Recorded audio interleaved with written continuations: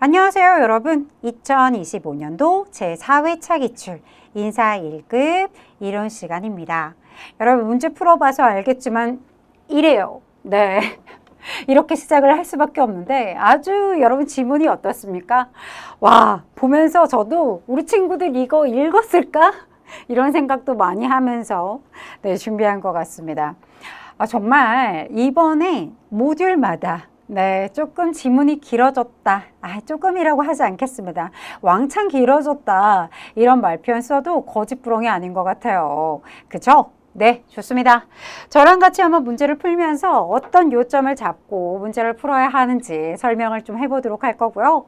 자, 특히 이 첫 번째 문제는 그렇죠. 지능에 대한 얘기예요. 인공지능의 기술에 대한 이야기인데 사실 이런 문제가 나올 줄이야 라고 생각을 저도 미처 하지 못했습니다. 네, 사실 이런 문제가 나왔다라고 한다면 이제는 저는 조금 직관적으로 암기할 수 있는 내용으로 결합해서 이야기를 해드려야 될 것 같아요. 자, 가보도록 하죠. 솔루션은 주식회사 생산 인사 솔루션은 최근 급변하는 인사 환경에 대응하기 위해서 인공지능 기반으로 여러분 인사 시스템을 도입했다는 얘기입니다. 자, 그래서 인사팀은 이 시스템을 활용해서 인사 지원자의 이력서와 자기소개서 같은 것들을 자동으로 분석하고 적합한 인재를 선별하는 과정에 이미지를 인식하고, 이런 거 중요하겠죠. 이미지를 인식하고 문장을 분석하는 기능을 활용하고 있다라는 말표현이 들어가 있어요. 근무 태도 및 성과 데이터를 시계열로 분석해서 인사평가에 반영하고자 한다. 이에 대한 설명을 골라줘라. 도대체 뭘 뜻하는 것인가? 이런 말표현들을 쓸 수가 있을 것입니다.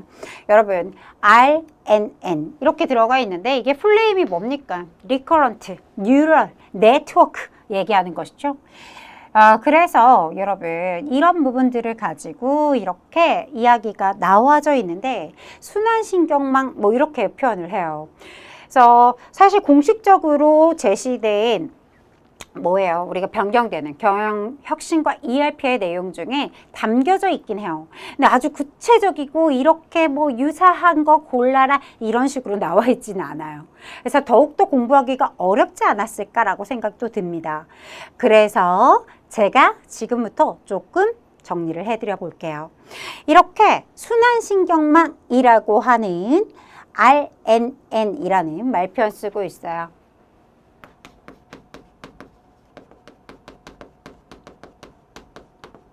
자, 이렇게 표현할 것으로 예측할 수 있겠죠? RNN. 앞으로도 계속 이렇게 언급될 확률 높다라고 표현할 수 있겠습니다. 자, 이런 RNN. 그렇죠. 네, 순환신경망에 대해서는 뭐에 대한 것을 여러분 기억해 두셨으면 좋겠는데요. 순환신경망은요, 뭐에 대한 포인트를 잡아가 볼까요? 순차적인 데이터들이 처리가 하는 것이 굉장히 어떠하다? 특화가 되어 있다. 이런 말표현들을 이야기해 드립니다. 즉, 이렇게 순서적인 부분들, 이런 얘기할 때 순서적인 부분들 특화되어 있다라는 것으로 이야기를 할 수 있고요. 그런데 순서적인 부분들, 그래서 어떤 것들을 가지고 얘기하느냐? 한마디로 여러분, 이런 자연어, 우리가 일상 언어, 사람들이 쓰는 언어, 음성 이런 것들 있죠. 이런 것에 특화되어 있다. 그리고 순차적이다라는 말을 왜 자꾸 하냐면 시계열 데이터들에 특화되어 있다. 이런 것들로 기억을 해두시기 바랍니다. 자, 그러면 여기 쓰여져 있는 이 이미지 데이터에 효과적이다라는 말표는 올바르지 않다라는 얘기를 하려고 하는데요. 왜요? 밑에 나와 있는 CNN 이라고 요약해서 약어로 나타내고 있는데요. 와, 그냥 영어가 아닌 한국어로도 어렵죠. 합성곱 신경망이라고 합니다. 여러분들이 합성곱 신경망이라고 한국어로 표현을 해요. 어렵죠? 그렇죠? 네. 그래서 이 부분은 우리가 공부할 때 매칭해 줄 때 앞으로 이렇게 대대적으로 나왔는데 진짜 이제 한 번 나오고 말까? 라고 생각했을 때는 한 번 더 언급이 될 수 있지 않을까? 라고 생각하거든요. 따라서 이 CNN은 합성곱 신경망이라는 것으로 연결을 시켜서 기억을 해 두실 건데 얘는 뭐라고요? 이미지 이렇게 연결해 주세요. 이미지 데이터. 이미지에 특화되어 있다. 이렇게 여러분 머릿속에 저장해 주세요. 네, 이런 뜻풀이를 지금부터 좔좔좔 할 필요는 없겠죠. 하지만 이런 식으로 분명히 쓸 것으로 예측해 본다라면 이렇게 CNN은 뭐다? 이미지를 분석해서 추려내는 것에 훨씬 더 강하다, 특화되어 있는 것이다. 이렇게 요약 정리해 주세요. 네, 좋습니다. 자, 그러면 여러분 어떤 거, 이미지라는 게 뭐예요? 사진, 영상 이런 것들을 떠올릴 수 있어요? 없어요? 사진, 영상 이런 것들 떠올릴 수 있겠죠? 이런 것에 특화되어 있다. 즉 이런 것들을 분석하는데 훨씬 더 특화되어 있는 게 바로 CNN입니다. 이렇게 여러분 요약하고 들어가 보도록 할게요. 자, 그러면 첫 번째 이미지 데이터를 활용해서 효과적으로 분류할 수 있다라는 말표현 들어가 있으니 올바르지 않다. CNN이라고 바뀌어 있어야 돼. 이런 말표현 쓸 수 있겠죠. 그쵸? 두 번째 뭐라고 들어가 있죠? RNN은 고정값만 잘 처리하고 순차적인 자연어 분석에는 적합하지 않다. 이런 말표현들이 들어가 있는 건데요. 앞서서도 얘기했죠. 순서, 자연어를 뜻한다라고 얘기할 수 있는 것이다. 그럼 적합하다라고 바꿔줘야 하는 것이다. 라는 거죠. 그래서 2번도 올바르지 않은 표현이야. 라고 얘기할 수 있겠죠. 3번 뭐라고 들어가 있습니까? 시계열 데이터 분석. 자, 바로 이 시계열 데이터 분석이 순서적으로 이런 말표현들랑 결합해 주시면 좋겠는데요. 자, 그러니까 CNN이 아니라 RNN이라고 들어가 있어야 되는 표현이다. 이렇게 RNN으로 바꿔서 시계열 데이터 분석에 최적화되어 있는 건 바로 RNN이다. 라고 여러분 처리를 해 주시기 바랍니다. 자, CNN의 필터링을 기반으로 해서 여기 반짝반짝 이미지 인식에 효과적이다, 특화되어 있다 이런 말표현으로 여러분 쓰여져 있는 것입니다. 그래서 CNN은 이미지 인식에 효과적이며 그렇기 때문에 이력서 내에 사진 판별을 하겠다라는 것에 사용될 수 있을까요? 네, 할 수 있습니다. 앞서서도 얘기했죠? 뭐라고요? CNN은 여러분 합성곱 신경망 이렇게 한국어로 얘기하기가 더 어려우니까 이렇게 간략하게 써놓은 거겠죠. 그렇기 때문에 이런 이미지나 사진, 영상 이런 것들을 추출하고 분석하는 게 훨씬 더 특화되어 있는 것이 바로 합성곱 신경망 CNN에 대한 이런 특징이다 라고 요약 정리해 드리겠습니다. 따라서 정답이 될 수 있는 것은 4번이다 라고 얘기할 수 있겠죠. 네. 이런 문제가 그렇죠. 다음번에 시험 문제도 또 결합돼서 이야기가 진행이 된다면 바로 또 이번에도 마찬가지로 이와 같은 유사한 문제 앞에 이렇게 이 보기가 없어도 사실은 이에 대한 설명만으로도 충분히 답을 도출할 수 있게끔 지문이 만들어져 있거든요. 다음에 형태를 바꾼다면 이런 지문들이 간략해지고 그러나 이 밑에 있는 사지선다형이 이런 유형을 띠게 있는 그런 모습들을 바라보게 되실 겁니다. 자, 이 한 문제를 풀어드리는데 여러분 시간 소요를 너무 많이 했나요? 하지만 이렇게 경영 혁신과 ERP에 대한 이야기를 살펴볼 때 중요하다 라고 요약해서 정리를 해드릴 수 있어요. 그래서 좀 살펴봤습니다. 물론 특강에서도 들었겠지만 저한테 한번 또 어떤 걸 중점적으로 공부를 해야 되는지를 생각해 주시면 더욱더 좋을 것 같아요. 자, 두 번째입니다. 문제가 뭐라고 들어가 있어요? 생산 AI, 역시 AI 요즘 중요하죠. 자, 블록체인 기술 도입 사례입니다. 이렇게 생산 AI의 인사 정보 관리 방식에 대한 설명으로 가장 적절한 거 골라주세요. 이런 말편이 들어가 있습니다. 자, 적절한 거 골라야 돼요. 최근 임직원의 근로계약, 인사 이력, 근태, 급여 정보 등 주요한 인사 데이터를 투명하고 신뢰성 있게 관리하기 위해서 블록체인 기반의 인사정보 관리 시스템을 도입했습니다. 자, 이 시스템은 위 변조를 방지하고 구성원 간의 접근 투명성을 확보하는 데 초점을 맞추고 있습니다. 그쵸? 구성원 간의 정보를 접근하는 데 투명성을 확보하려는 데 초점을 두고 이렇게 변경한 것이죠. 자, 그러면 블록체인은 중앙 서버, 이런 거 나오면 안 돼요. 여러분, 블록체인 하면요, 중앙 서버랑은 완전히 다르죠.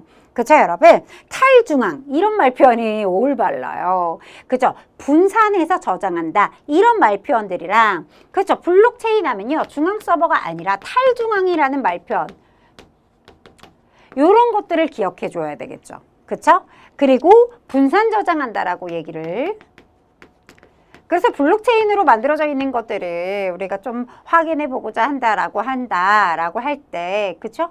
네. 분산 저장이다, 이런 말표현들을 꼭 좀 기억해 주세요. 그래서 단일한 시스템, 이런 말표현도 다 올바르지 않은 것이죠. 각각 분산 저장한다, 집중 저장한다, 이런 말표현 올바르지 않습니다. 자, 2번, 블록체인에서 블록 단위가 시간 순서와 무관하게 저장이 된다. 그래요. 이런 말 표현들이 들어가 있는데 순서대로 저장이 되겠죠. 그래서 무관하다라는 말 표현도 올바르지 않지만 수정이 용이하다라는 말 표현도 올바르지 않다라고 얘기할 수가 있겠습니다. 그쵸? 네, 수정이 그닥 그렇게 쉽겠어요? 수정이 쉬우면 여러분 이런 말 표현들이 어떨까요?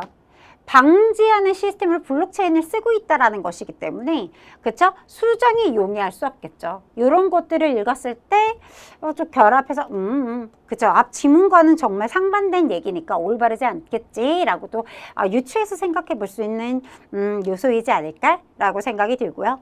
블록체인의 인사정보 보호를 하기 위해 거래 내역을 개별 참여자에게만 분산 저장하지 않는다, 분산 저장한다. 네. 그죠? 여러분, 모든 참여자에게 분산 저장한다라고 바꿔주셔야 돼요. 네. 그러니까 이렇게 분산 저장한다, 이렇게 바꿔주세요. 네. 참여자들에게 분산 저장합니다. 네. 그래야 투명성을 확보할 수 있죠. 정보도 접근해서 보실 수가 있겠죠. 구성원 간의 정보 같은 거 접근할 수 있게 되는 것이다. 이렇게 여러분 기억해 두셔야 되겠고요. 자, 블록체인 기반의 인사정보 관리는, 그렇죠, 위에서 나온 요약인가? 이렇게 생각이 들 정도죠. 위조, 변조의 방지와 참여 간의 투명한 공유로, 그렇죠, 공유로 신뢰성이 높아지겠지요? 네, 그런 내용들을 담은 것이 올바른 설명입니다 라고 얘기할 수 있겠죠? 따라서 정답은 몇 번? 4번 이렇게 표기하고 넘어갈 수 있는 문제였다. 하지만 1, 2번 문제가 쉬운 문제라고는 얘기하지 않았습니다. 그쵸, 여러분? 네. 자, 3번 보기. 생산 개발의 ERP 인사 모듈 도입 기대 효과로 가장 적절하지 않은 것을 골라주세요 라고 들어가 있습니다. 네, 적절하지 않은 거 같이 함께 살펴보도록 하겠습니다. 자, 인재개발의 주식회사 인재개발은 인사 업무의 정확성과 효율성을 높이기 위해서 ERP 인사 모듈을 도입하였습니다. 자, 도입 이후 입퇴사자 관리라든지 급여 정산, 인사평가 등 각종 인사 업무가 통합되어 진행이 됐고 실시간으로 인사 데이터를 조회할 수 있게 되었습니다. 그러다 보니까 직원들은 본인의 근태, 인사 기록을 셀프 서비스 방식으로 확인할 수 있어서 반복적인 업무 부담도 줄어들었습니다. 이런 내용들이 들어가 있어요. 네, 인사 관련한 업무 사이클의 타임이 단축될 것이다. 맞는 얘기죠. 그렇죠? 네, 급여 정산이라든지 인사기록 관리가 굉장히 효율성을 띄울 수 있겠죠. 맞아요. 효율성을 띈다. 맞는 이야기. ERP 모듈의 교육으로 인한 비용이 증가할 것이다. 글쎄요. 이렇게 교육을 내가 직접적으로 이렇게 관리도 하고 처리하다 보니까 비용이 증가된다는 건 단점으로 볼 수밖에 없겠죠. 그쵸? 네. 기대되는 효과라고 보기가 어렵겠죠. 물론 그럼 비용이 발생하지 않을까요? 이렇게 구축하는데 잘 모르게 된다라면 그 대상자를 통해서 교육비가 발생할 수 있어요. 하지만 기대되는 효과라고 얘기할 수는 없겠죠. 그렇죠? 따라서 이 부분이 기대되는 효과다라고 하진 않죠. 네. 자, 통합적인 인사 정보를 통해서 여러분 경영의 의사결정을 조금 더 지원해 줄 수 있다. 네, 여기까지가 맞았다라고 얘기할 수 있죠. 이렇게 묻고자 하는 것에 여러분 올바르지 않다라고 표기할 수 있는 기대돼요. 막 비용이 막 증가돼서 기대가 돼. 이러진 않잖아요. 이렇게 접근하셔도 충분히 정답 3번으로 가기가 어렵다라고 생각이 드는 문제는 아니었다. 아, 좋습니다. 자, 문제 4번 가보도록 하겠습니다. 이런 문제, 그렇죠. 제가 앞서서도 계속 반복적으로 얘기했어요. 변형의 문제 분명히 나올 것이다. 네. 왜요? 경영 혁신과 ERP에 대해서 변형이 되고, 그쵸? 새로 추가되는 내용들이 출제가 될 것이다 라고 얘기했고요. 그래서 앞에 1번부터 2번, 3번까지 죄다 그런 문제들이 출제가 된 거죠. 자, 4번은요, 여러분. 이 비즈니스 지원 시스템을 구성하는 단위 시스템에 해당하지 않는 거. 여러분, 정답 몇 번? 1번이죠. 매번 나왔던 문제. 그쵸? 네, 전략적인 기업 경영에 대한 시스템이다 라고 이야기를 드렸었죠. 네, 이렇게 반복적으로 출제하는 문제를 안 넣을 순 없어요. 그쵸? 그런 문제였고요. 5번. 네, 이 문제도 반복적인 문제입니다. 시스템의 전체 라이프 사이클 통해서 발생하는 전체 비용을 계량한 비용을 뭐라고 합니까? 총 소유 비용이라고 합니다. 라고 해서 정답 몇 번? 3번. 이거는 계속 반복적인 문제였기 때문에 문제 풀이하는데 시간이 절약이 됐겠죠? 네, 좋습니다. 문제 6번 들어가 보도록 할게요. 인사 부문의 관리 활동 중 어느 활동에 해당하는가? 네, 가보도록 하겠습니다. 선택지 중에 가장 밀접한 것을 골라주시옵소서. 이런 얘기가 된다라고 써있죠. 한 번 더 밀접한 거 읽어보고 가장 그래도 밀접한 거 골라줄래? 라고 하는 문제로 볼 수가 있습니다. 가보도록 하죠. 이 주식회사 생산의 인사팀은 현재 진행 중인 업무 동기 전략 프로그램이 어느 정도 효과를 나타내고 있는지 평가하기 위해서 다양한 지표를 개발하고 있습니다. 네, 어떻게 종업원의 사기 수준이 타기업에 비례해서 어느 정도인지, 관리자의 만족은 하는지, 결국률, 지각률, 불만 지표 같은 것들이 감소하고 있는지, 이런 본 질문을 바탕으로 다양한 논의를 거쳐서 정확한 평가를 위한 측정 지표를 개발할 예정입니다. 이런 말표현이 들어가 있어요. 그쵸? 이런 지표 개발을 해서 이렇게 평가를 하고 다양한 지표 개발을 해서 그쵸? 네, 측정치 개발을 할 예정이라는 말표현이 들어가 있어요. 여기에서는 가장 가까운 게 무엇입니까? 정답으로 보기에는 어떤 것이 가장 가깝나요? 라고 얘기하는 거죠. 왜? 인적 정보에 대해서 우리 인사 부분의 관리 활동이니까 또 진행 과정을 가지고 얘기한다면 첫 번째 우리 어떤 것을요? 계획하고 실행하고 평가한다. 이렇게 세 가지로 나눌 수가 있단 말이죠. 여기서도 보시다시피 일적을 뭐 한다? 인력을 계획한다 라고 들어가 있죠. 계획하고 실행하고 통제한다. 이렇게 세 가지로 나눈 것 중에 그 중에 하나를 골라줘라 라고 하는 문제로 보실 수가 있겠는데요. 어떤 내용이라고 볼 수 있어요? 이게 뭔가 계획하는 것입니까? 아니다라고 얘기할 수 있겠습니다. 그럼 뭐라고 실행하는 것입니까? 실행하는 거 아니고 이렇게 실행이 끝난 후 통제라고 조금 더 살펴보실 수가 있겠죠. 네, 이유가 뭐 때문입니까? 라고 하면 아무래도 뭐에 대한 거, 전체적인 것들에 대해서 뭐 우리가 타 수준이 타 기업에 비슷한지 어느 정도인지 만족은 했는지 불만 지표 같은 것들이 떨어졌는지 이렇게 인적자원의 관리가 실행이 되고 그리고 나서 그것을 토대로 하여 그 내용들을 더 한 번 더 평가를 해보고 그죠? 계속 들어가고 있어요. 한 번 더 평가해보고 개별 지표 같은 것들을 다시 한번 개발을 해보겠다라는 뜻으로 보여집니다. 따라서 인력 통제에 따른 문제이다라고 보실 수가 있게 되죠. 자, 문제 7번으로 넘어가 볼까요? 네, 직무 분석에 대한 가장 적절한 거 골라주세요. 라고 나와 있습니다. 첫 번째 보도록 하죠. 인사관리 직군의 급여 관리 업무 담당자 급여 자료 입력은 과업에 해당한다 라는 말표현이 들어가 있어요. 네, 그래요. 급여 자료 입력하는 거 과업이죠. 과업이 뭔데요? 하나의 명확한 작업 활동을 얘기하는 거기 때문에 과업입니다 라고 얘기할 수 있어요. 그런데요, 근무 일수 네, 띄어쓰기가 그죠? 근무 일수 입력하는 것은 과업을 이루는 직종에 해당한다. 요건 좀 곤란하죠. 요런 해석은 틀렸다라고 얘기할 수 있어요. 그냥 직무, 여러분, 근무 일수를 입력하는 것 그 자체도 뭐라고 얘기할 수 있어요? 직종이 아니라 하나의 뭡니까? 작은 그냥 과업이죠, 과업. 네, 같은 걸로 볼 수 있잖아요. 그렇잖아요. 업무 담당자, 급여를 당연한 거 아니에요? 급여 관리할 때 근무일수 따져요, 안 따져요? 입력하는 것도 하나의 과업이죠. 그쵸? 네, 그리고요. 급여 자료 입력하는 것도 하나의 과업이죠. 같이 봐줘야 되는 거 아니겠어요? 네. 따라서 이것도 과업이라 봐야 된다. 이 근무일수 입력하는 것도 과업이다. 그래서 틀렸다라고 이야기할 수 있겠고요. 비서직은 하나의 직무를 얘기하는 것이다. 맡은 바 임무에 대한 이야기니까 직무에 대한 얘기다 라고 들어가 있는 것에 여러분 제가 뭐라고 하지 않습니다. 그런데요, 비서직이 수행하는 이렇게 회의록을 작성하는 것은 요소이다 라는 말표현 들어가 있어요. 여러분, 비서직이 수행하는 회의록을 작성하는 게 요소일까요? 뭐 요소로도 볼 수 있겠죠. 하지만 하나의 과업이라고 볼 수 있죠. 그들이 행해야 되는 하나의 그죠, 명확한 활동 아닙니까? 그쵸?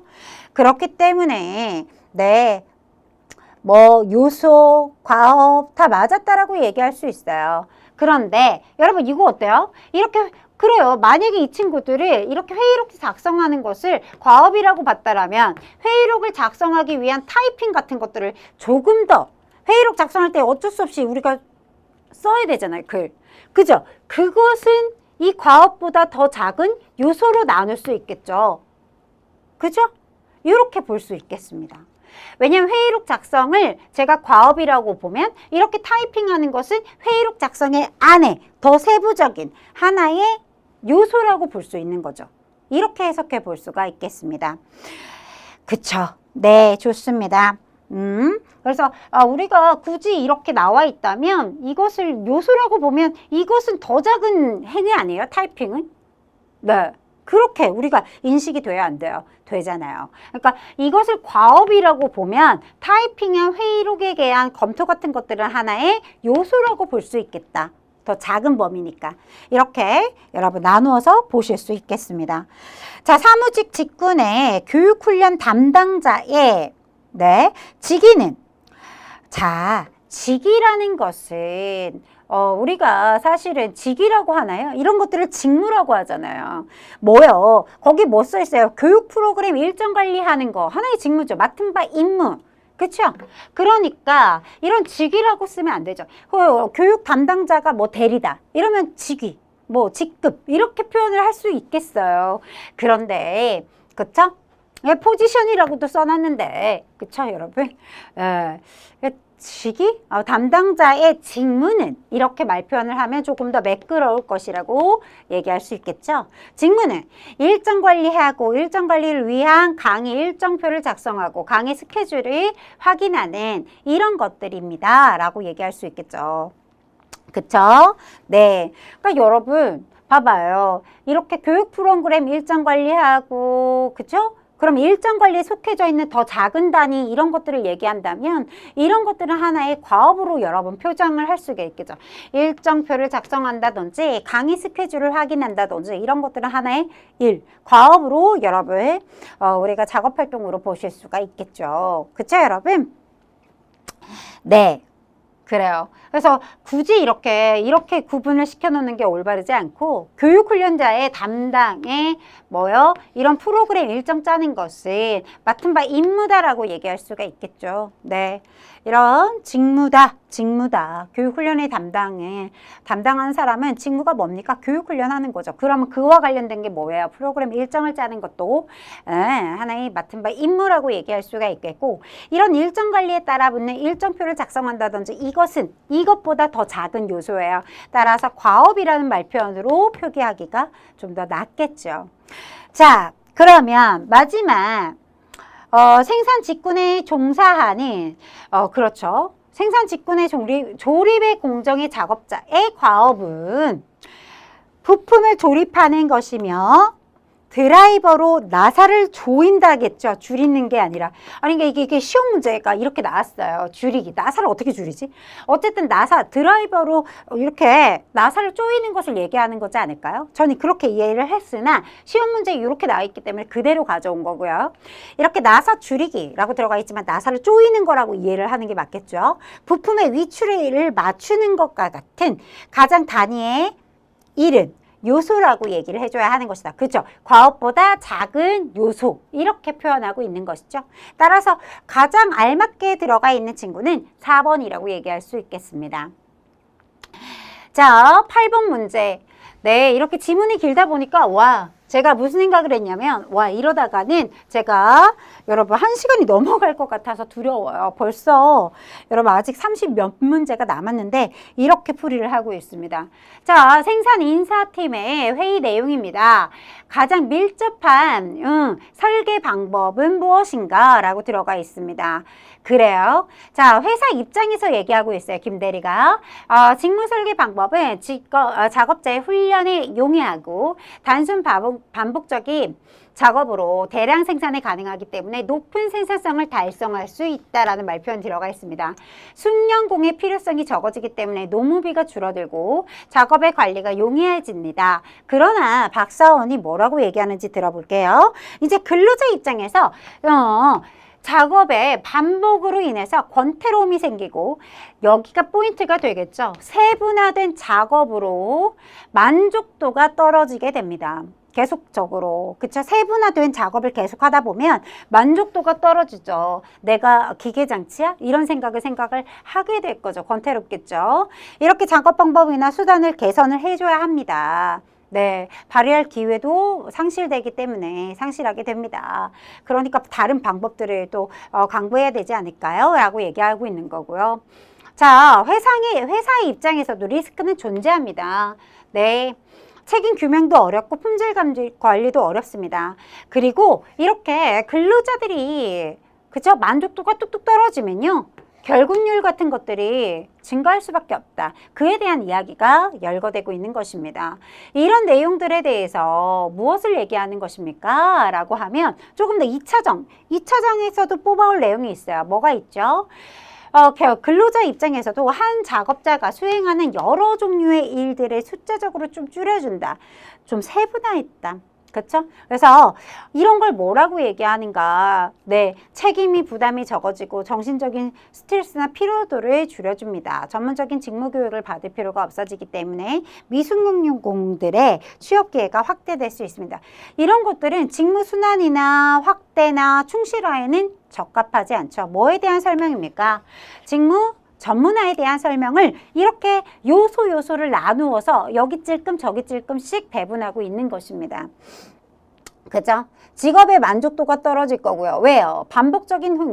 계속적으로 반복적으로 일을 하고 있는 거기 때문에 권태롭고, 그죠? 만족도가 뚝뚝 떨어질 것이다. 세분화된 작업을 하고 있다. 이런 얘기들이 들어가 있는 것을 보실 수가 있습니다. 그쵸? 네. 그래요. 그래서 이렇게 직업 전문화에 대한 설명을 조금 세분화해서 여러 가지의 방향에 조금씩 넣어놓고 있는 모습이다. 생산성이 반짝 증가하게 되는 것처럼 보이긴 하겠지만 나중에는요 좀 떨어지죠. 왜요? 자신이 만족도가 떨어지기 때문에 그렇습니다. 권태로움이 생기기도 하고요. 네, 그런 부분들 때문에 정답은 4번밖에 답이 될 수 없다. 이렇게 얘기할 수 있겠고 9번 NCS를 기반으로 작성된 문서이다. 그쵸? 이렇게 다음 장에 여러분 이렇게 나타나 있어요. 하지만 이것을 보시면 여러분 아실 수 있어요. 요건 같은 것들, 교육의 요건이라든지 이런 요건 같은 것들, 능력들을 가지고 있어야 된다. 권장되는 자격을 갖추고 있어야 된다. 이런 것들이 주되게 기록되어 있는 것을 보실 수가 있습니다. 자, 이런 내용들을 보고요. 우리가 회계보고서 땡, 성과평가폭 땡, 인사발령서 이렇게 생기지 않았어요. 답이 될 수 있는 것은 직무 명세서가 답이 되어야 하겠죠. 그쵸? 답이 될 수 있는 거는 직무 명세서밖에 없어요. 그쵸, 여러분? 좋습니다. 따라서 9번은 참 쉽게 우리가 답을 선택할 수 있었다라고 볼 수 있는 문제였고요. 인력 예측 기법에 따른 적절하지 않은 것을 골라주세요 라고 들어가 있습니다. 여러분, 이제 앞으로 이렇게 자격요건 기법이라든지 작업 연구 기법, 여러분 어때요? 2025년도에 새롭게 우리 교재를 쓸 때도 조금 더 추가적으로 터치가 이루어졌던 부분이기도 하거든요. 약간의 본격적으로 언급을 하겠다라는 모습도 볼 수가 있어요. 엿볼 수가 있겠죠. 네, 그래서 좀 세부적으로 언급을 해놓았다라고도 생각이 듭니다. 이런 내용들을 토대로 해서 한 번씩 읽어보는 거고요. 틀린 내용이 아니에요. 기업 환경의 미래에도 안정적이고 네, 이런 직무 요구에 개발적인 직무에 요구되는 요건과 가업에 대한 분석을 병행해서 인력 수요 예측으로 활용됩니다. 알겠다. 2번, 시나리오 기법이라고 들어가 있어요. 과거에 인력 변화를 가져다 주었던 요인들을 찾아내서 시간에 따른 변화 정보를 파악하고 인력 변화 정도를 연결시켜서 미래를 예측한대요. 뭡니까 이게? 여러분, 이것은 시나리오 기법이라고 하기 어렵죠. 이거 우리 배웠단 말이에요. 추세 분석에 대한 이야기란 말이에요. 그쵸? 과거에 포인트죠. 과거에 이랬던 이렇게 인력 변화를 가져왔던 요소를 살펴서 미래를 예측하는 방법, 추세 분석법을 이렇게 펼쳐놓고 요약했던 내용들을 조금 세부적으로 이쪽 저쪽 살을 붙여다가 열거해 놓은 거죠. 결국 핵심은 과거에 영향을 미쳤던 그런 요인들을 파악해서 미래를 예측하는 방법이다. 수요를 우리가 파악할 수 있게 되는 것이다. 이런 내용들을 연결해 놓은 거고요. 이것은 뭐에 대한 이야기다? 추세 분석에 대한 이야기다. 정답이 될 수 있는 것은 그래서 2번이 올바르지 않습니다. 라는 거고요. 3번, 4번의 지문 읽어주세요. 이거 생산성 비율 따지는 거죠? 네, 생산성 우리가 비율 따지는 것까지 열거되어 있는 거니까요. 한 번씩 읽어보고 넘어와 주세요. 네. 우리가 갈 길이 너무 멀어서 그렇습니다. 선발 의사결정에 대한 설명입니다. 네, 가장 적절하지 않은 것을 골라주세요. 선발률이 일정하다면, 자, 선발률이 일정할 때 타당성의 개수가 증가가 되고 있대요. 그렇다면 예측 수단의 성공률이 증가한 것이다. 그렇죠. 내가 예측 수단으로 사용했던 그 성공률이 증가하게 된 것이다. 적절하게, 그쵸? 타당하게 우리가 선발하였구나 라는 것까지 체크해 볼 수가 있게 되는 것이죠. 네, 선발률은 똑같다. 그런데 타당성이 높다라고 여러분 볼 수가 있잖아요. 그쵸? 그러니까 성공률이 증가했다라고 얘기할 수 있고, 만족스러운 성과를 낼 수 있는 사람이 시험 성적에 미달돼서 선발되지 못한 것을 우리는 제1종 오류라고 합니다. 이 밑에 이런 말표현으로 쓸 거기 때문에 밑에서 위에서 알려주고 있는 건가? 이런 생각을 살짝 해봤죠. 맞는 표현이고요. 총 지원자 중에 만족스러운 성과를 낼 수 있는 사람들이 많이 선발되게 되면 타당성이 높아졌다라고 얘기할 수 있다. 그렇죠. 만족스러운 성과를 낼 수 있는 사람들이 선발되었다는 거니까 타당성이 높았다라고 얘기할 수 있다. 맞는 이야기가 되겠고요. 자, 선발률이라는 것은 이렇게 총 지원한 사람들 중에 선발된 사람들의 비율을 얘기하는 것이다. 이런 말표 여기까지 아주 올바릅니다. 자, 선발률이 0에 가깝다. 뽑지 않았다는 거예요. 선발률이 0에 가까우면 뽑지 않았네. 자, 1종 오류가 뭐라고요? 네, 시험 성적이 미달돼서 선발되지 않은 그런 오류를 얘기하는 거죠. 네. 성과를 낼 수 있는 사람이 성적에 미달돼서 네, 선발되지 않은 오류를 1종 오류라고 얘기합니다. 그럼 2종 오류는 뭐라고 얘기했어요? 채용되었을 때 만족할 만한 성과를 낼 수 없는 자가 시험에 합격을 해서 여러분 합격되어져 버리는 그런 오류를 얘기한다고 했어요. 즉 이렇게 선발률이 0에 아예 뽑질 않았다라고 하면 2종의 오류가 줄어드는 거지 1종의 오류가 줄어드는 게 아니죠. 2종의 오류가 줄어들고 1종의 오류가 증가하게 되는 것이다. 이렇게 바꿔줘야 되겠죠. 네, 자, 선발률이 1에 가깝다 뽑았다라는 거죠. 뽑았다라면 네, 1에 가깝다라면 1종의 오류가 아니라 2종의 오류가 늘어나지만 일중의 오류는 줄어드는 효과를 가져오고 있다라고 바꿔주셔야겠죠. 왜 그렇겠습니까? 이렇게 내가 1이면 무조건 뽑았다라고 생각을 해보세요. 선발이 1이었다. 이중 오류가 늘어난다. 이중 오류가 뭐죠? 만족할 만한 성과를 낼 수 없는 자가 합격을 하게 된 거잖아요. 그쵸? 그런 오류는 늘어나게 되겠지만, 네, 일종의 오류. 자, 만족스러운 성과를 낼 수 있는 사람이 미달돼서, 성적이 미달돼서 뽑히지 못하는 그런 일종 오류는 줄어드는 효과가 있습니다. 이런 말표를 쓴 거죠. 그래서 지금 여러분 어때요? 정답은 4번을 얘기하게 되는 것이죠. 올바르지 않은 거 올바르게 고쳐 놓으시기 바랍니다. 됐나요? 네. 이런 부분들이 여러분 어때요? 조금 문제의 유형 자체가 좀 많이 변화가 됐다. 이렇게 말장난이 많이 늘어나고 있다라는 것을 느낄 수가 있어요. 되려 여기에서 이런 문제가 너무 낯설지. 그러니까 내가 이런 일종 오류 기억 못하고 헷갈릴 수도 있으니까 여기에 줄게. 주면서 여기 한번 넣어서 글을 읽어봐. 이런 뜻으로 네, 저는 해석이 됐거든요. 난이도 없지 않았어요. 있었어요.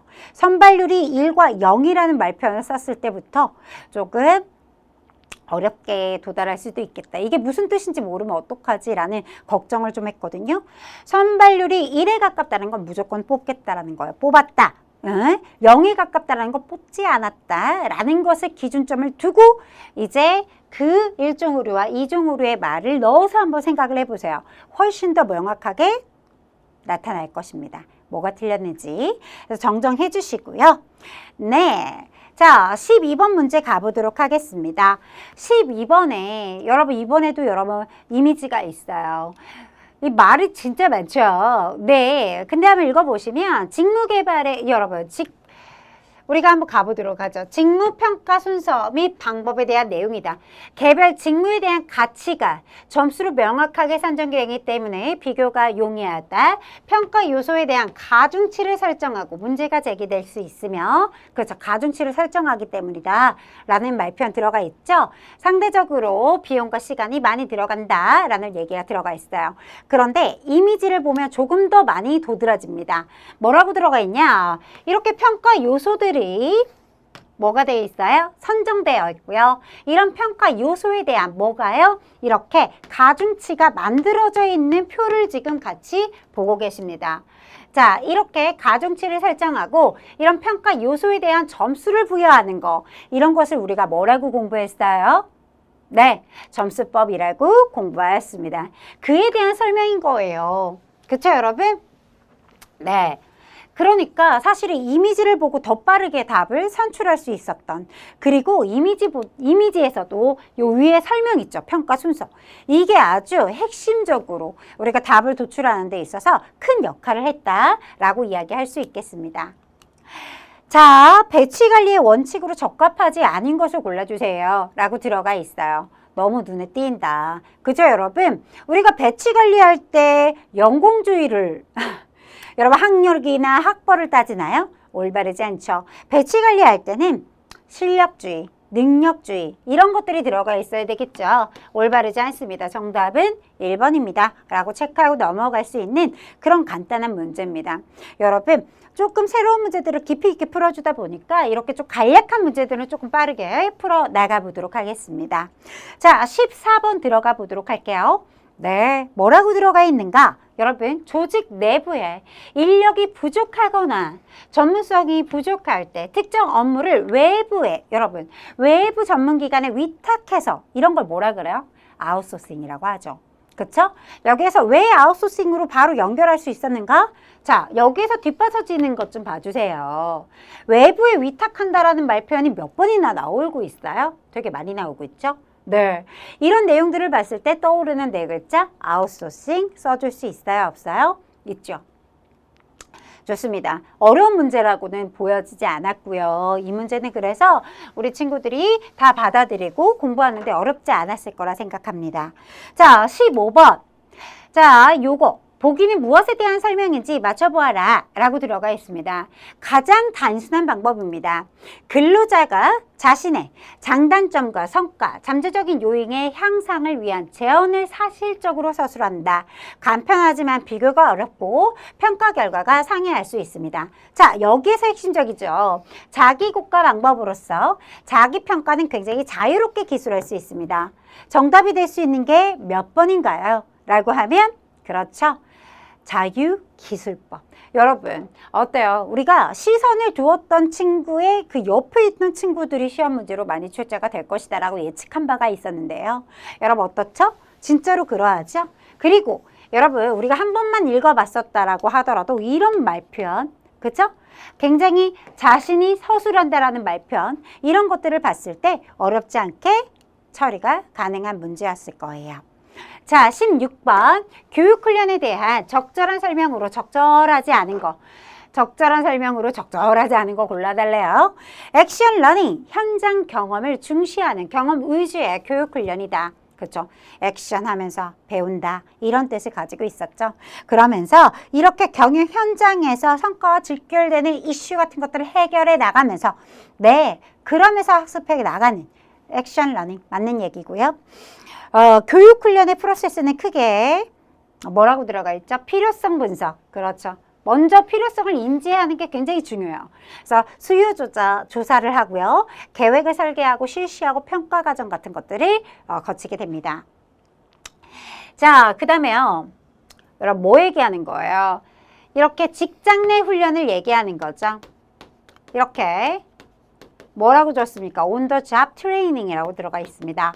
자, 그게 뭡니까? 직장 내에서 트레이닝 한다. 이렇게 약자로 써놨어요. 하지만 우리 친구들이 못 알아볼 일은 없을 거라 생각합니다. 이렇게 직장 내 훈련은 훈련받은 내용을 바로바로 활용할 수 있지만 잘못된 관행이 전수가 될 수가 있어요. 맞는 얘기죠. 그렇죠? 중요사건법은 직무성과와 영향을 미치는 중요한 사항을 가정하고 시뮬레이션을 통해서 훈련시키는 것입니까? 아닙니다. 중요사건은 말 그대로 뭐라고 얘기했었죠? 능률적인 그쵸? 뭐요? 행동이라든지, 그쵸? 아니면 성과를 냈던 효과적인 행동 패턴 같은 거, 반대적으로 비효과적인 방법의 행동 패턴 같은 것들을 뭐 한다고요? 기록함으로써, 그쵸? 이런 능력들을 개선해 나간다. 이런 말표현들이 들어가 있어야 돼요. 여기에서 뭐가 조금 올바르지 않다. 이렇게 가정하고 시뮬레이션 한다. 이런 말표현이 올바르지 않죠. 능률적, 비능률적, 실패, 뭐 성공, 혹은 이렇게 반대적인 내용들이 이런 사례 같은 것들을 수집해 가면서 이런 말표현 들어가 있어야 되겠습니다. 따라서 중요사건법에 대한 설명이 올바르지 않았다라고 얘기할 수 있는 문제였습니다. 자, 17번 문제 가보도록 하겠습니다. 이렇게 승진 제도에 대한 이야기가 나왔어요. 능력주의 승진에 대한 설명입니다. 가장 적절하지 않은 것을 골라주세요. 주식회사 생사는 최근 승진 제도를 개편하였습니다. 회사는 기존 연공서열의 중심의 승진 방식에서 벗어나서 역량, 직무 능력, 수행 능력 기준 이런 것들을 가지고 평가하고 그 결과에 따라서 승진 여부를 결정하고 있습니다. 승진 시 고려되는 기준은 직무의 중요성, 성과 평가 결과, 적합성 같은 것들이 기준이 되는 거고요. 반면 일반 하위직 계층의 근로자들은 여전히 승진 가능성이 낮고 조직 내에서 목적보다는 절차와 능력 기준이 강조되고 있습니다. 자, 그래요. 이에 대한 설명으로 가장 적절하지 않은 거. 합리적인 기준에 따라서 승진이 이루어지고 승진 기준은 그쵸? 뭐에 대한 거? 직무, 성과 중심으로 설정이 될 수밖에 없죠. 하위층, 계층. 여러분 하위 계층의 직종에도 잘 적용이 되나요? 여러분 하위 계층에 잘 적용이 된다면 여기 한번 읽어봐 주시겠어요? 일반직, 하위 계층의 근로자들은 여전히 승진 가능성이 낮다라는 말표현 들어가 있습니다. 그쵸? 자, 잘 적용이 되지 않는다라는 얘기를 하고 있는 거세요. 따라서 정답은 3번을 얘기하고 있는 거죠. 네, 올바르지 않습니다. 잘 되고 있다라면 이런 말표현이 나오지 않겠죠. 승진 기준은 가치적, 목적적 기준보다는 뭐에 따라 능력 중심이 될 것입니다. 그쵸? 맞아요. 이런 말표현, 네, 우리가 읽어보고 답을 찾는데 어려움은 사실상 없었겠죠? 요 보기를 보면서 유추를 할 수 있는 내용들이 있기 때문에 사실 이 보기 다 안 읽어도 네, 중간에 뭐만 봐도 우리가 직무 수행 능력을 기준으로 우리가 승진 기준을 바꿨다. 이게 핵심이거든요. 그로 인한 것들을 파악해 본다면 정답 3번 골라줄 수 있다. 자, 그 다음에 문제 18번으로 넘어가 보도록 하겠습니다. 경력관리 및 경력개발에 대한 설명입니다. 가장 적절하지 않은 것을 골라주세요. 기업 조직의 일체감을 제고시켜 네, 기업 내 협동 시스템이 원활해진다. 맞는 이야기죠. 그렇죠? 네. 이렇게 기업 경제적인 측면에서 우리가 보고 있는 내용이었어요. 기업은 인력의 외적 유익과 여러분 이렇게 경력개발, 경력관리 이런 것들이 외적 유입에 포커스가 맞춰져 있나요? 그렇지 않습니다. 외적 유입에 여러분 그 인재풀을 확보하겠다라는 것에 포커스 맞춰져 있는 내용이 아닙니다. 어떻게 하면 우리 내부에 있는 기존 인력들을 더욱더 개발을 할 수 있을까? 발전시킬 수 있을까? 여기에 맞춰져 있다라고 생각을 해주셔야겠죠. 그죠? 네. 따라서 올바르지 않습니다.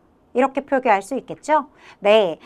종업원 입장에서의 안정감을 주죠. 안정감을 주고 네, 비전을 제시할 수 있다. 이런 말표현. 성장 욕구를 충족시켜준다. 네, 노후화되는 것을 막아주고 도전적인 직무 경험을 함으로써 성장, 네, 근로자들의 성장의 기쁨을 맛볼 수 있게 해줍니다. 이런 얘기, 맞는 이야기가 들어갔다라고 이야기할 수 있겠죠.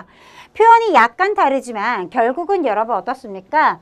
지금 경력관리 얘기하고 경력개발 얘기하고 있는데 외적인 유입을 생각한다? 이거 올바르지 않은 표현 이렇게 짝짓기하여 문제 풀어주시면 되겠고요. 레윈의 변화 과정 중에 여러분 밑줄 한번 쳐보도록 할게요. 이렇게 환경의 변화가 이루어지고 있다는 것을 인지하고 이렇게 고정적인 개념에서 탈피하여 개방적이고 새로운 관점을 수용하려는 그 준비 단계를 뭐라고 하는가?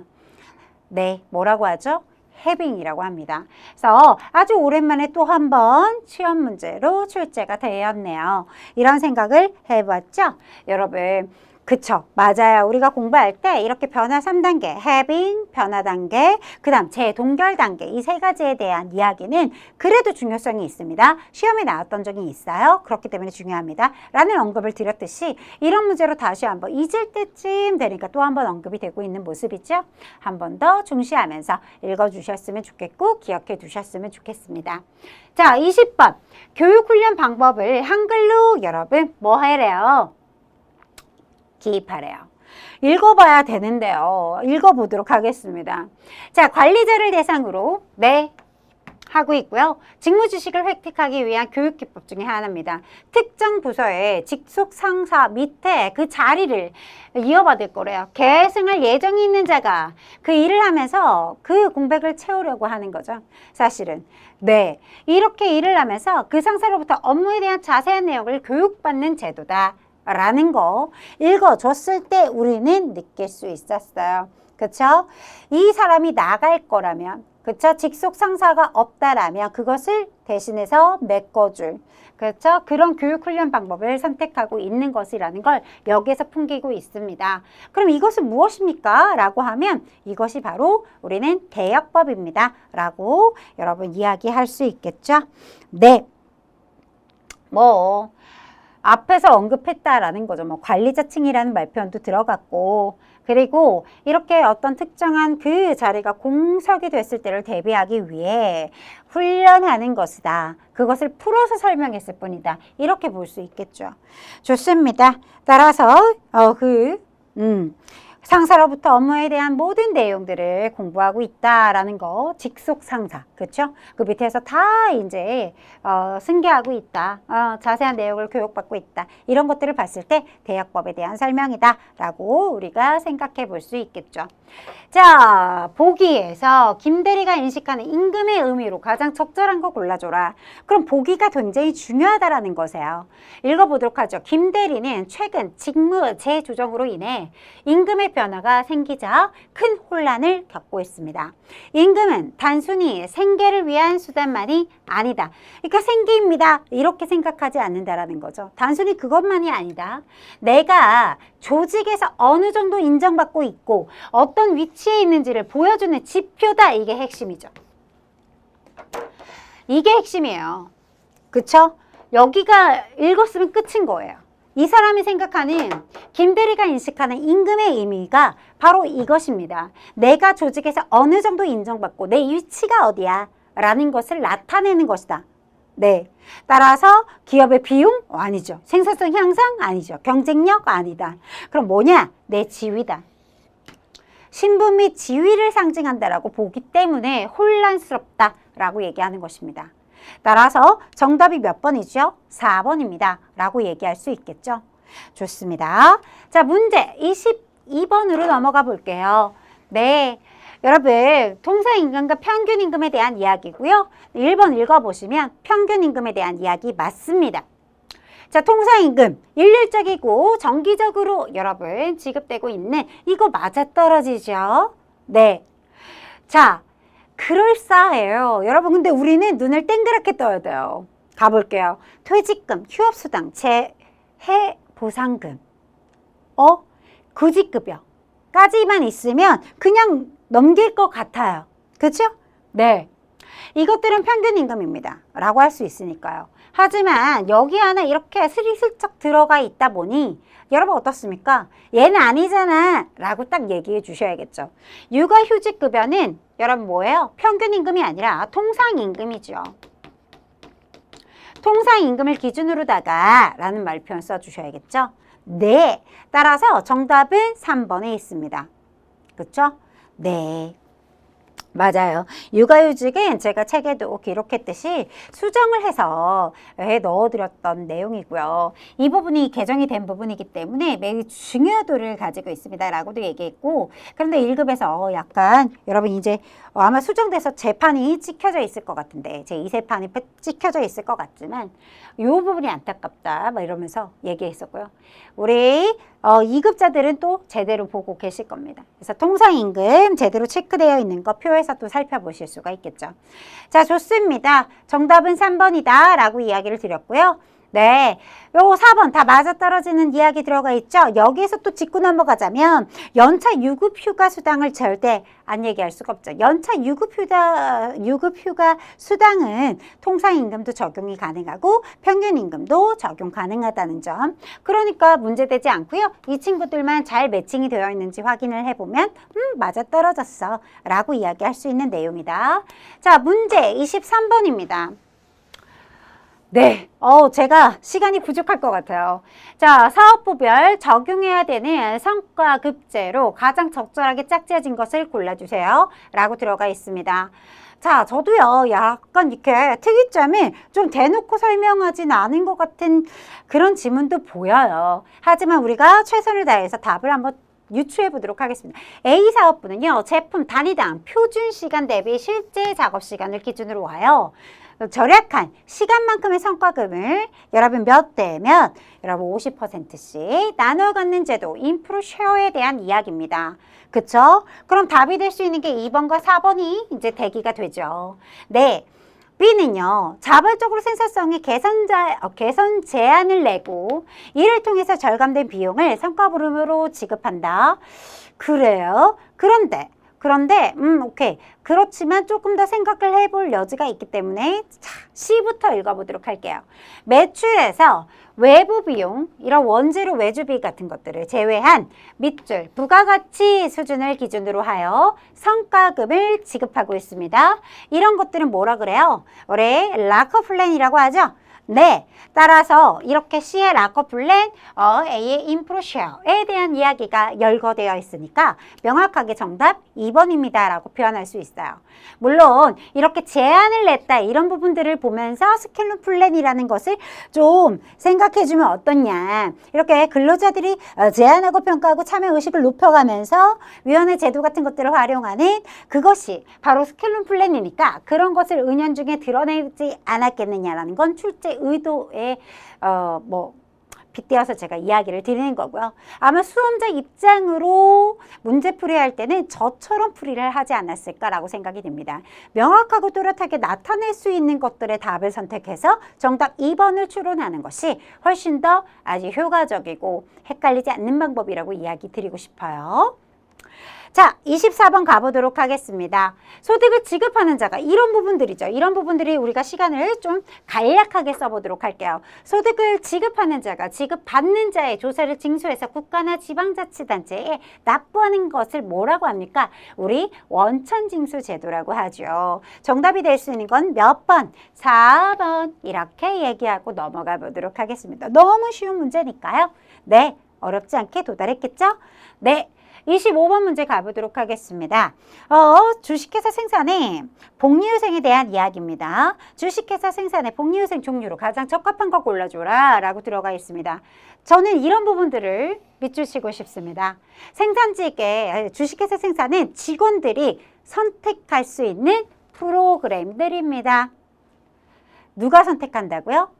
직원들이 직접, 근로자들이 직접 선택할 수 있습니다.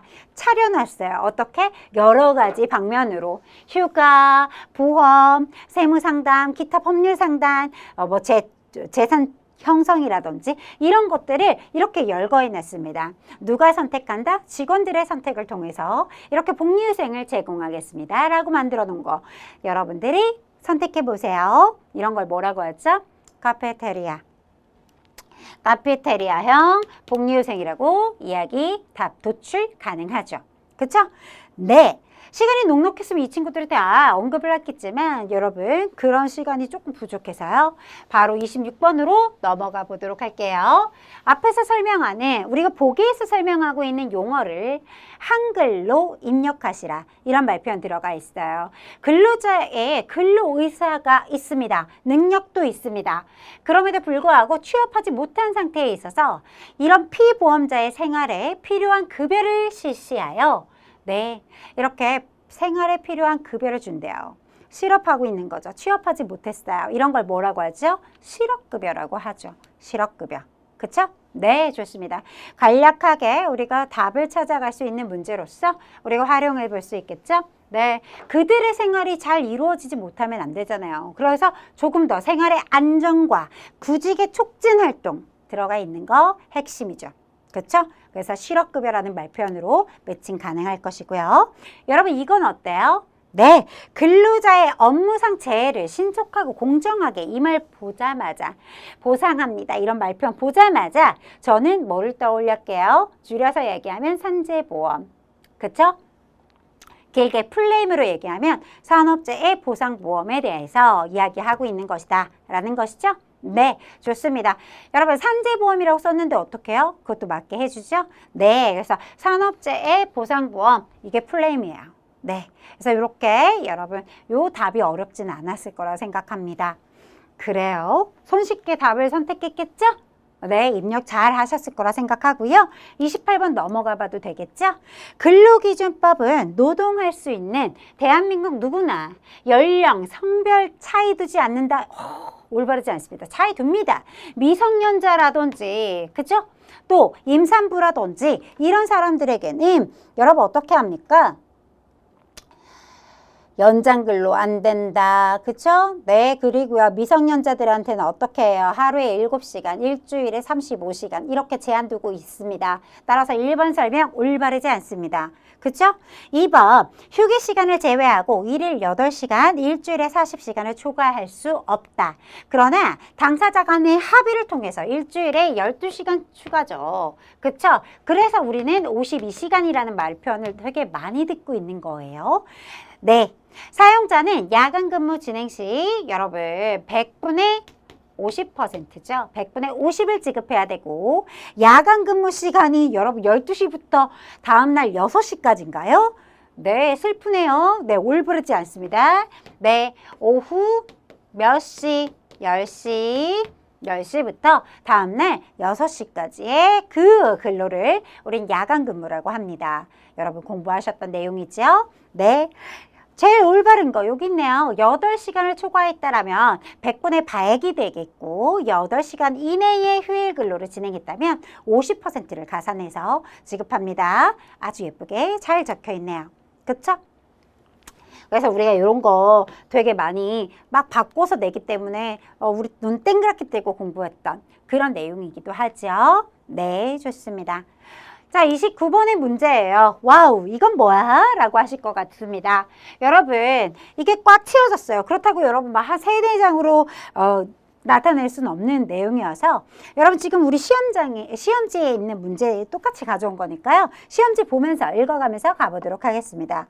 자, 제품의 디자인부터 제작, 설비까지 만드는 생산 프로덕트에 대한 사례입니다. 해당 회사의 문제점에 대응 방안으로 가장 적절하지 않은 것을 골라주세요. 고객의 요청에 따라 제품을 설계하고 제작, 설비해, 구축까지 해줄 수 있는 큰 규모의 기업입니다. 그렇군요. 직원들의 사기 진작과 효율적인 인사관리를 통해 다양한 근로제도를 일찍부터 도입했으나 사업 군별로 다음과 같은 운영이 살짝 고민이 발생했대요.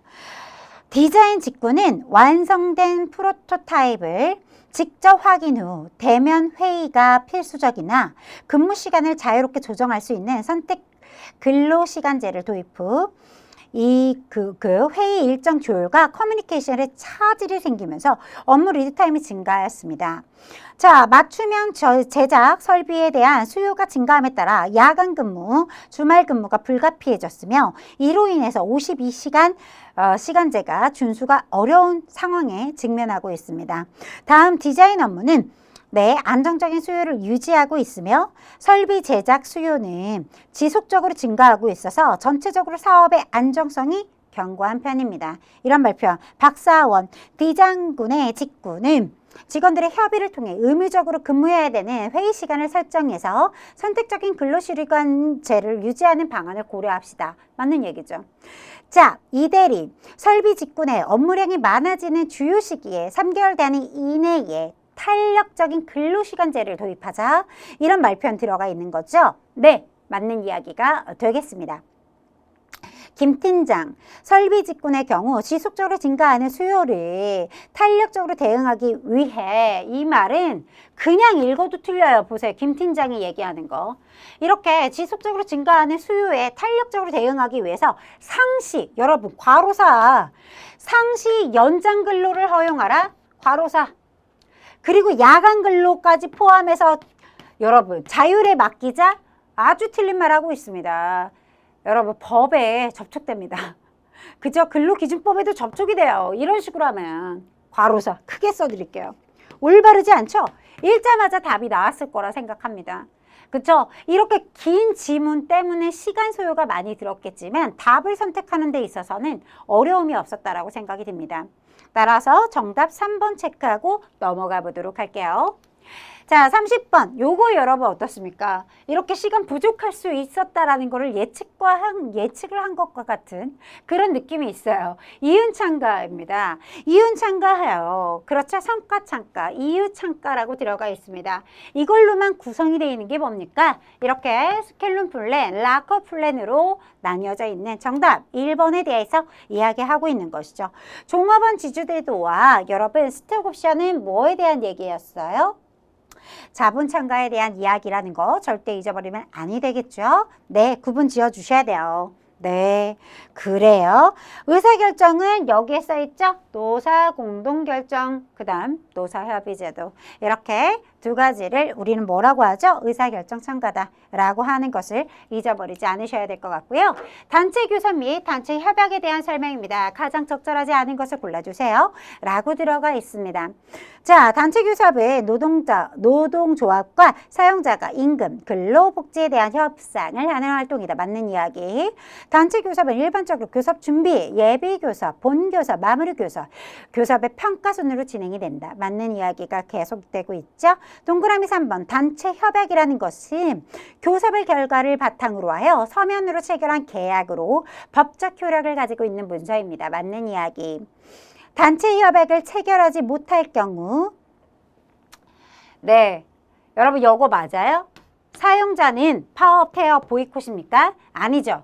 근로자들의 입장에서 써놓은 거죠. 근로자들의 파업, 태업, 이렇게 보이콧에 재기 행위를 한다. 이렇게 표현이 되어 있어야지 올바르겠죠. 따라서 올바르지 않습니다. 정답은 4번입니다. 이렇게 체크할 수 있는 문제였고요. 자, 32번 문제. 여러분 이 문제는 어때요? 노동의 3권. 중요한 거죠? 네. 단결법, 단체 행동권, 그죠? 교섭권, 단체 교섭권. 이렇게 세 가지를 나열해 주세요. 라고 하는 내용이죠? 중요한 거니까 다 써주세요. 라고 하는 문제가 나온 것입니다. 여러분 이전에는요. 하나가 또 하나의 여러분 주인공으로서 시험 문제 출제가 되기도 했었던 거 기억해 두셔야겠죠?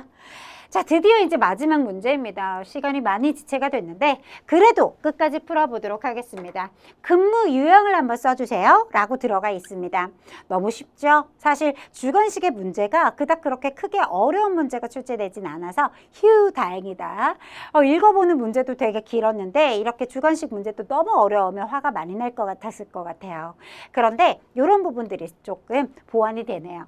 동일한 작업 또는 직무를 둘 이상의 근로자가 시간대를 다르게 하여 그렇죠? 시간대를 나누어서 순차적으로 수행하는 근무의 형태입니다. 그래서 일정한 시간마다 근무제를 바꿔가면서 근무하는 형태 이런 걸 뭐라고 합니까? 교대 근무라고 한다. 네, 정답 이렇게 완료가 되었습니다. 네. 여러분 지문이 너무 길고 사실은 그런 모든 것들 이런 지문 중에서 요점이 되는 것들을 읽어드려야 하고 매칭도 해드려야 되고 설명도 하다 보니까 이번 시간에는 좀 예측 가능한 내용들을 조금 더 설명해 드리지 못했지만 하지만 문제랑 결합해서 어떻게 유추를 해서 답을 선택해야 하는지를 보여드리는 것에 중점을 두고 설명을 해보았습니다. 그래서 이 문제가 다음번에 똑같이 이렇게 정말 문장이 이렇게 장문으로 나올까요? 요거보다는 좀 줄지 않을까라고 생각을 해볼 수가 있고 예상해 볼 수가 있습니다. 그래요. 그래서 다시 한번 여러분 오답이 났던 문제들을 다시 되돌아가서 피드백 해봄으로써 정답으로 맞춰주고 이 시간 마무리해 주시면 되겠습니다. 여러분 오늘도 수고 많이 하셨습니다.